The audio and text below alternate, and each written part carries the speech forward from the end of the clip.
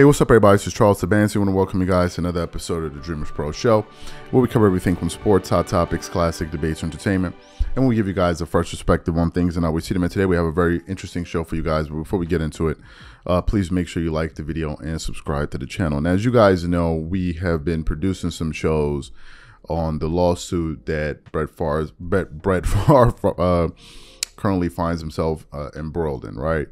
We've been covering it day by day. The latest one, the latest bit of news is that, you know, they're trying to subpoena some text messages. You know, the court tried to subpoena him to gain some old text messages from 2017 and I believe 2020. And they're kind of having that legal back and forth. But before we even got to this point, when this news initially broke, it was brought to the attention of Skip Bayless and Shannon Sharpe when Shannon Sharpe used to work at FS1. And when it was brought to their attention, they actually discussed it on FS1. And when Shannon Sharpe had an opportunity to kind of weigh in on, you know, what the case was saying, some of the information that it was saying that about $77 million had been misappropriated. That was supposed to be funds that was supposed to be allocated for families in need, and somehow it got misappropriated, and somehow Brett Farve found himself entangled within this lawsuit, and Shannon Sharpe absolutely went off on him, right? And he basically questioned his character and, you know, how he could be connected to such a story, and that's really where all of this, you know, kicked off with Brett Farve and Shannon Sharpe. So what we want to do is want to play some of the original comments, because it's really at the center of all of this. We want to play the original comments that Shannon Sharpe made on FS1 about Brett Farve when the news broke, and then we're going to come back and continue on the show. Take a listen to that there. Shannon, how much do you think this could tarnish Brett Favre's legacy? Well, I don't think none can tarnish it, because if you go back and look at his history when he played in the NFL, it should have tarnished it already. I talked to people that was in the room when Brett Favre went to the Hall of Fame, and nobody mentioned about text messages that he sent to that jet masseuse. Nobody mentioned anything about the addiction that he suffered from. But yet T.O., they brought up everything. Can you imagine if T.O. would have had an incidents like Brett Favre off the field? T.O. still, to this day right now, would not be in the Hall of Fame. Yet they walked right past it like Brett Favre did nothing. That is true. I give you that. The problem that I have with this situation, you got to be a sorry mofo to steal from the lowest of the low. Skip, Mississippi is the poorest state in our country. It is. Its citizens. So if they're the poorest state, Brett Favre is taken from the underserved. You made $100+ million in the NFL. And they talk about, well, he didn't know. This is what Brett Favre texted. If you were to pay me, is there any way the media can find out where it came from and how much? So if you got to ask this question, is there any way the media can find out? You already know you're doing something wrong. The mere fact that you don't want anybody to know. So you know you're doing something wrong. And Skip, he wanted to seem so philanthropic. He wanted to change the perception of the narrative. He take money for some damn volleyball arena. Well, his daughter played. You see what Brett Favre did for his alma mater? No, he didn't get no money came out of his pocket. He stole money from people that really needed that money. Yep. Man, this is embarrassing. And he's not the only one. Ted DiBiase, a former wrestler, even Marcus Dupree, a great running back at the school that you loved growing up, Oklahoma. He got money. How can you got to be really low to take from the poorest of the poor? Brett, you ain't got enough money? Okay, Skip, listen. You know you're not supposed to have this. But how about go give the damn speeches? They're paying you to give speeches, and you didn't even give the speeches. And now you won't even pay the money back.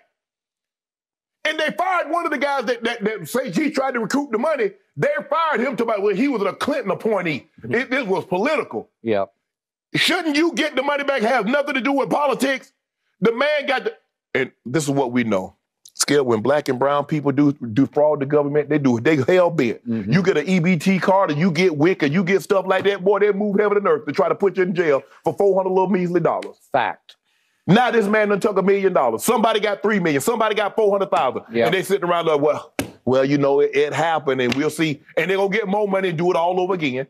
And to your point, the Mississippi Department of Human Services had to file a civil lawsuit against Brett Favre because he had not paid back the interest he owed on the $1.1 million that he was fraudulently given for giving no speeches. Right. And he won't even pay the 1.1 back. He won't even pay the interest on the money. Right. It's $228,000 $500,000. I mean, you got to be really low. Yeah. You got to be really low, and people and politicians, you got to be really low too, to know that this money is supposed to go to the most underserved, and you take it and give it to people that's made millions or got millions or have the potential to make millions, and you're willing to do that. You're willing to let your people starve. You let your people go underserved. And Brett Favre, you took this money. Ain't nothing good. Skip, this is what we know. Yeah. If people like you, there is nothing you can do to turn them against you. So that's what Shannon Sharpe originally had to say. Now, when Shannon Sharpe went out there and said that, obviously, it gained a lot of attention. So what then happened was Brett Favre and his legal team then filed a lawsuit against Shannon Sharpe and Pat McAfee for defamation, right? So they filed that lawsuit, and it was kind of pending in court until yesterday that the news broke that the lawsuit had finally been dismissed. And what I want to play here is Shannon Sharpe himself on his show. I think it's Club Shay Shay or Nightcap, the show that he has with Chad Ochocinco, where he basically broke the news that, you know, the courts essentially threw out the case. So what we want to do is want to play exactly what Shannon Sharpe had to say about, you know, this legal matter, and then want to come back and give you guys our thoughts. Take a listen to what Shannon had to say here. I had some good news today. The United States District Court of Southern District of Mississippi dismissed Brett Favre's lawsuit, defamation lawsuit against me today. The court found that my speech was First Amendment protected. Yes, sir. He sued myself and a few other people, Pat McAfee, and but Pat McAfee apologized, issued an apology. Me, I wasn't going to issue an apology, because if I'd have issued an apology, I'd have felt I had done something wrong. Right. So now he could have said, well, see, he apologized. He wouldn't have apologized if he didn't feel he had done anything wrong. So I was going to take it to the highest court in the land. The thing that I had on my side is Shannon got some pretty deep pockets also. So I ain't have no problems. Had a very, very good law firm out of DC and Mississippi that presented my case. And so it is what it is. I'm glad it's behind me. I get an opportunity to focus on other things. Hopefully, congratulations. The people in Mississippi will have, hopefully the people in Mississippi have their day in court, and everything gets worked out about what transpired down there. That's a good thing. It's a good thing. It's a great thing. It's a great thing. Because you, like I said, you don't know. You know, you think what you said was First Amendment protected, but you never know. Yeah. That's the one thing about court. And if it has to go to court, you go to a trial, you got 12 men and women that, you know, they say a jury appears, but ain't no NFL, NBA, or MLB players. Those are my peers. Guys, you know, guys that are in a certain economic bracket. So, but you're getting 12 civilians from different walks of life, and you don't know what they hear. You don't know what they're thinking.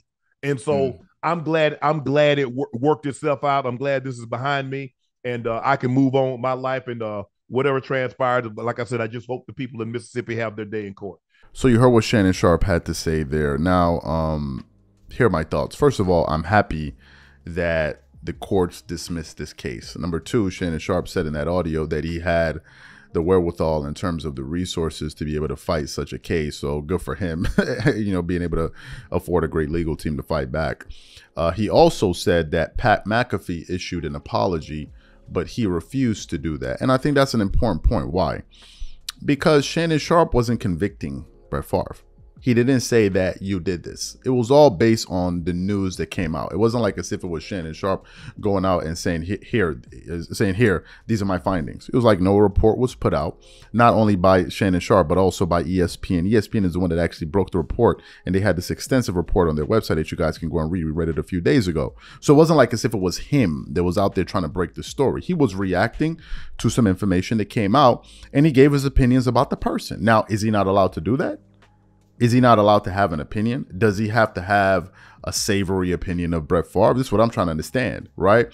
And he was saying that, you know, his rights were amendment protected, which is great, right? Because you should be able to say what you think without slandering the person. I don't think that's what he was doing. He just took a very, very strong position based on the way he saw things. And if Brett Favre were to win that case, it will set a pretty scary precedent, because now if you go out there and say something or you weigh in on a particular thing, any old Joe can just stand up and sue you and say, hey, well, you're trying to publicly defame me.